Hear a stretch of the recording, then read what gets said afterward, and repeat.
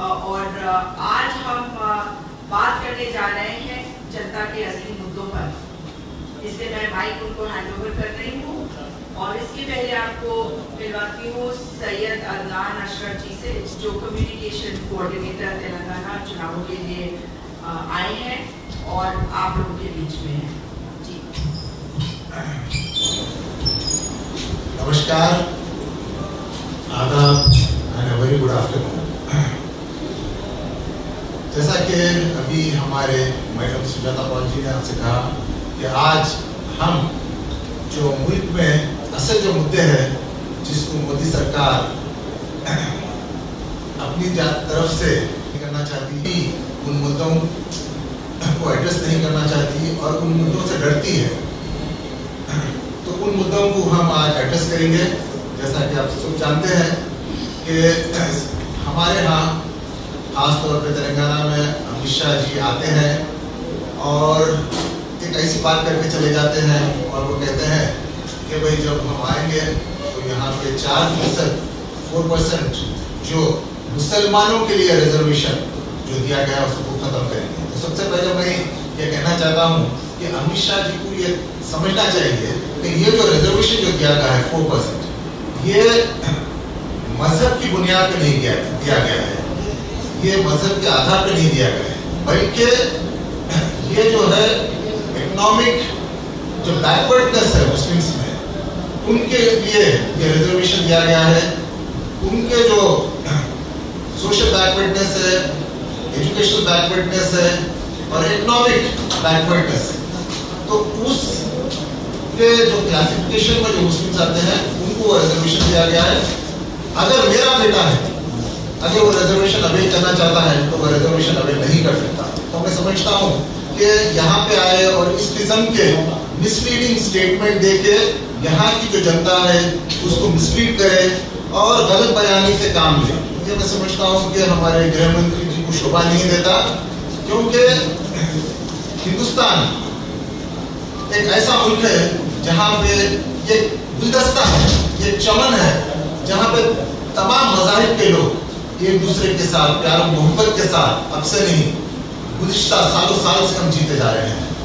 और जब हिंदुस्तान आज़ाद हुआ उस वक्त कहीं भी ये जो लोग बात कर रहे हैं उनका कहीं दिखाई नहीं देते थे और ना आज़ादी में कोई उनका हिस्सा रहा है। कांग्रेस एक वाहिद ऐसी पार्टी है जो हिंदुस्तान को आज़ाद करवाई, हिंदुस्तान की आज़ादी में बढ़ चढ़ के हिस्सा लिया और फिर उसके बाद आज 1947 के बाद आप अगर देखते हैं 75 साल के बाद आज फिर हिंदुस्तान में वो वक्त आ गया है कि हमें इन ताकतों से हिंदुस्तान को आज़ाद करवाना है। और अगर उन ताकतों से हमें हिंदुस्तान को आज़ाद करवाना है तो वाहिद कांग्रेस एक ऐसी पार्टी है जो इंडिया अलायंस के साथ मिलके सारे हिंदुस्तान में चुनाव लड़ रही है। और ये वाहिद इंडिया अलायंस है जो हिंदुस्तान को एक जमाने में जो अंग्रेजों की गुलामी से आज़ाद करवाया, आज हमें इनकी तानाशाही से आज़ाद करवाने की जरूरत है। मोदी जी कहते हैं कि हमारा जो मैनिफेस्टो है वो मैनिफेस्टो हमने मुसलमानों के लिए बनाया है, कभी वो कहते हैं कि पाकिस्तान से कॉपी किया है। मैं कहता हूँ कि उनका जो मैनिफेस्टो है वो कभी उन्होंने पढ़ा नहीं होगा। हमारा जो 48 जो पेजेस का मैनिफेस्टो है, अगर आप देखेंगे उसमें कहीं भी एक शब्द मुस्लिम नहीं है, बल्कि ये जो मैनिफेस्टो है ये मैनिफेस्टो सारे वर्गों के लिए है। इंक्लूसिविटी की बात करता है, न्याय की बात करता है, जस्टिस की बात करता है, इक्विटी की बात करता है, सोशल इक्विटी की बात करता है। मगर कभी मोदी जी या उनके जितने नेता हैं वो कभी अपने मैनिफेस्टो के बारे में बात नहीं करते। वो बात कर रहे हैं तो कांग्रेस के मैनिफेस्टो के बारे में बात कर रहे हैं। वैसे मैं उनका धन्यवाद करना चाहता हूँ, शुक्रिया अदा करना चाहता हूँ कि उन्होंने जनता के बीच में इस मैनिफेस्टो को लेकर आया और जब से वो बात करना शुरू करे हैं सारे हिंदुस्तान में नहीं बल्कि दुनिया में मिलियंस एंड मिलियंस करोड़ों की तादाद में हमारा मैनिफेस्टो डाउनलोड हो चुका है और लोग देख रहे हैं और हकीकत जान रहे हैं लोग कि हमारा जो मैनिफेस्टो है वो कांग्रेस पार्टी ने तैयार नहीं किया है, बल्कि हमारा जो मैनिफेस्टो है ये जनता की आवाज है। क्योंकि जब राहुल जी ने भारत जोड़ो यात्रा शुरू की थी कन्याकुमारी से कश्मीर तक, फिर उसके बाद उन्होंने जो मणिपुर से बॉम्बे तक भारत जोड़ो न्याय यात्रा शुरू की थी, उस वक्त जो जनता के साथ उनका इंटरेक्शन हुआ और भी जनता से जो फीडबैक मिला, तो ये जो मैनिफेस्टो है हमारा, ये जनता की आवाज है। ये मैनिफेस्टो है, वो मैनिफेस्टो है जो जनता जो चाहती है, जनता के इसके अंदर एस्पिरेशंस है, जनता के इसके अंदर उम्मीदें है। ये वो मैनिफेस्टो नहीं है जो बीजेपी ने बनाया है, जो तानाशाही के ऊपर है।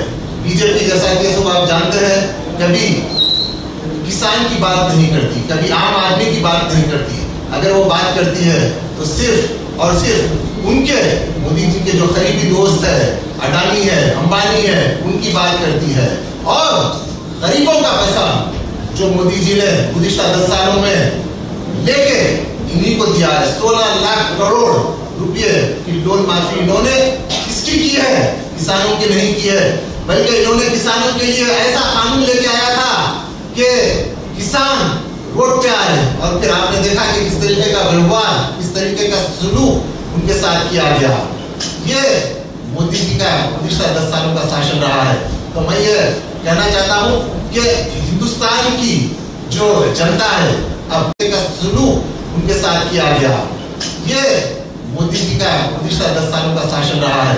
तो मैं ये कहना चाहता हूँ कि हिंदुस्तान की जो जनता है अब जाग गई है, और 4 जून के दिन हम इंडिया ब्लॉक की सरकार सारे हिंदुस्तान में बनाने जा रहे हैं। मैंने सारे हिंदुस्तान का दौरा किया है, और सारे हिंदुस्तान में आज कांग्रेस की और इंडिया ब्लॉक के कैंडिडेट की लहर है। और जो पहले 2 चरण के जो चुनाव हुए हैं, हमने देखा है कि किस तरीके के वहां पे ट्रेंड आ रहा है। उसको देख के मोदी जी और उनकी पूरी पार्टी एक बोखलाहट का शिकार हो गई है। और ये जो रेवोल्यूशन है, ये रेवोल्यूशन कर्नाटक से शुरू हुआ था, तेलंगाना, और यहाँ से तेलंगाना से सारे हिंदुस्तान में ये अब जा रहा है। ये मैं समझता हूँ कि मोदी जी कहते थे कि अब की बार 400 बार, मैं ये कहना चाहता हूँ कि अब की बार बीजेपी का अंतिम संस्कार होने वाला है। इसके लिए बीजेपी को तैयार रहना चाहिए।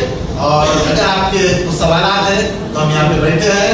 मेरे AICC के मीडिया कोऑर्डिनेटर अदनान साहब है, सुजाता पॉल जी है, और अगर कुछ सवाल हैं आप उनसे करना चाहते हैं या इनसे करना चाहते हैं तो हम आपके सामने हैं, पूछ सकते हैं।